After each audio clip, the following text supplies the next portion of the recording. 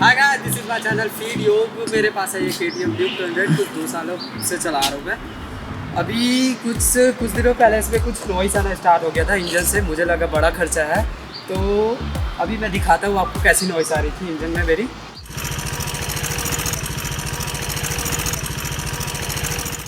I hope so guys, आप पे आवाज़ सुनी होगी कैसी आ रही थी मेरी गाड़ी के बाद। तो टेंशन लेने की बात ये है, इसमें दो होती है। पहली होती है ये चैन टेंशनर और अंदर में लगी हुई चैन। ये दो चीज़ होती है जिससे ये नॉइस आती रहती है। तो अगर चैन टेंशनर से अगर ख़राब है तो उसको ठीक करा के देखिए। अगर ठीक हो गया तो ठीक, अगर नहीं हुआ तो अंदर की चैन टाइमिंग आपको ठीक करानी पड़ेगी। गाड़ियों में दो चैन होती है, एक चैन होती है यहाँ ये वाली चैन और एक चैन जो इंजन के अंदर में लगे होते हैं। तो चैन कैम टेंशनर का काम ये होता है कि अंदर में जो लगी हुई चैन को है उसको परफेक्टली यानी कि टाइट रखना। जैसे जैसे वो चैन अगर ढीला होता जाता है वो चैन को फिक्स रखने का काम करता है। चैन को फिक्स रखने का काम, अगर वो ख़राब हो गई तो ऐसी आवाज़ नॉइस आनी स्टार्ट हो जाती है गाड़ी में। तो गाइस मैंने बताया था मेरे गाड़ी में भी ऐसी आवाज़ें आ रही थी, नॉइस आ रही थी इंजन से। तो मैंने इसको शोरूम लेके जाया, दिखाया कि वो लोग बताया कि ये चैन कैम टेंशनर के कारण हो सकता है।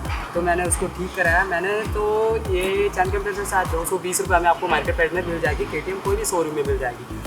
चैन कैम टेंशनर का लगाने से लगा इसमें गाड़ी की परफॉर्मेंस और पिकअप बहुत अच्छी हो जाती है। गाड़ी बहुत अच्छी चलने लगती है। मैंने ये फील किया है क्योंकि मेरी भी गाड़ी में ऐसी नॉइस आना स्टार्ट हो गया, तो मैंने नया लगा दिया था शोरूम में जाके। आई होप सो गाइस, आपको वीडियो हेल्पफुल लगी होगी तो लाइक करना। अगर ये ऐसी प्रॉब्लम किसी और गाड़ियों में आ रही होगी तो उसको शेयर करना।